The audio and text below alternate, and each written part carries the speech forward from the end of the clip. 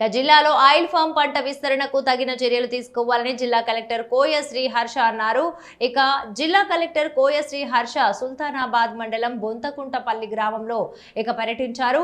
బొంతకుంటపల్లి గ్రామంలోని oil form తోటలను ఇందిరమ్మ ఇండ్ల నిర్మాణ పురోగతిని కలెక్టర్ పరిశీలించారు.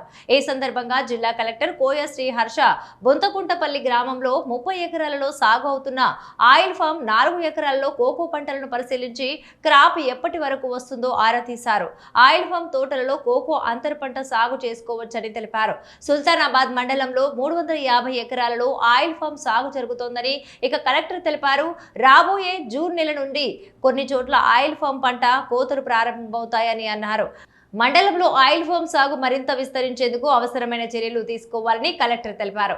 ఆయిల్ ఫామ్ తోటలలో నరేగా క్రింద గడ్డి తొలగింపు చేర్చితే రైతులకు ఉపయోగకరంగా ఉంటుందని రైతులు కలెక్టర్ను కోరారు.